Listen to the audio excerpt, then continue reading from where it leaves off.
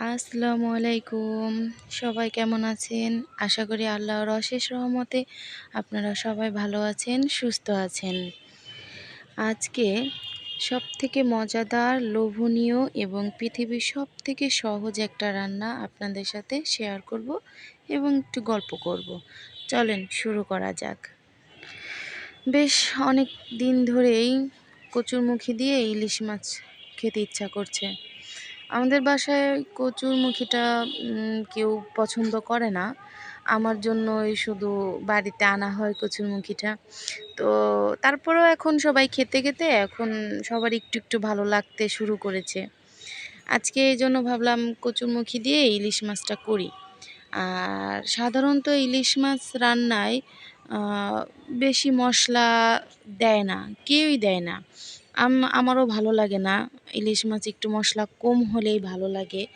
তারপরেও আমাদের বাসায় মশলাটা সবাই বেশি পছন্দ করে। ইয়ার আব্বু তো ইলিশ মাছ ভাজা ছাড়া খায়ই না। আর সবজি দিয়ে রান্না করলে তো কোনো কথাই নাই। দেখবেও না। আমার শ্বশুর খায়, কিন্তু ওনার একদম শুকনা মরিচ দিতে হবে, লাল রং হইতে হবে, বেশি তেল মশলা হলে উনি খাবে। তাছাড়া কাঁচা মরিচের তরকারিটা উনি বেশি একটা পছন্দ করে না। তো যেহেতু মানুষ ৩-৪ জন, তো সবার কথা মাথায় রেখেই রান্না করতে হয়। এই কারণে একটু মশলা দিতেই হয় আমার, না হলে তা খাবে না। আহ স্বাভাবিকভাবেই সবাই মাছ যেভাবে রান্না করে আমি ওভাবেই রান্না করেছি। কচুরমুখী দিয়ে, আলু দিয়ে ইলিশ মাছ। তো আমি প্রথমে কচুরমুখীগুলি ভালো মতন গরম পানি দিয়ে ধুয়ে নিয়েছি। আর আলু আর কচুরমুখীগুলি আমি প্রথমে তেলে একটু হালকা লাল করে ভেজে নিয়েছি। তারপর আমি পেঁয়াজ বাটা, রসুন বাটা দেইনি, কারণ ইলিশ মাছে আসলে এমনিতেই মশলা ভালো লাগে না। তারপর আবার রসুনটা ইলিশ মাছের ফ্লেভার, টেস্ট দুটাই নষ্ট করে ফেলে। এই কারণে আমি একদম অল্প দেওয়ার চেষ্টা করছি সব মশলা। সামান্য পেঁয়াজ বাটা দিয়েছি, একটু জিরা গুঁড়ি, একটু ধনিয়া গুঁড়ি। এগুলি ধনিয়া গুঁড়ি, জিরা গুঁড়ি আপনারা অ্যাভয়েড করতেই পারেন চাইলে। পরিমাণ মতন লবণ, সামান্য হলুদ, আর হচ্ছে একটু শুকনো মরিচের গুঁড়ি দিয়ে মশলা ভালো মতন কষিয়ে একটু গরম পানি দিয়েছি। তো গরম পানি না দিলেও হয়।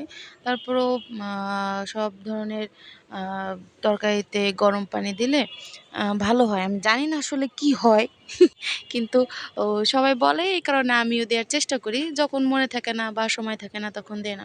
ও আমি কাঁচামরিচ দিছি, এটা আমি বলতে ভুলে গেছি। সামান্য পরিমাণ একটু কাঁচামরিচও দিয়েছি।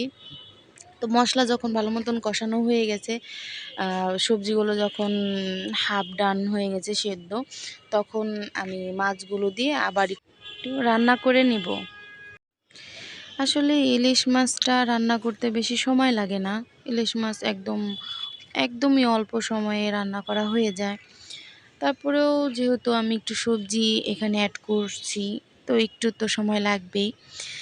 যাই হোক, তো সাধারণত বাংলাদেশের সব মানুষই আমার মনে হয় ইলিশ মাছটা পছন্দ করে। খুব কম মানুষ আছে যারা ইলিশ মাছ পছন্দ করে না। আবার অনেকের আছে ইলিশ মাছে অ্যালার্জি, এই কারণে খায় না। কিন্তু অ অধিকাংশ মানুষই পছন্দ করে। কচুরমুখী দিয়ে ইলিশ মাছ এভাবে রান্না করলে আসলে অনেক মজা হয়। যারা এখনও করেন নাই তারা করে দেখতে পারেন।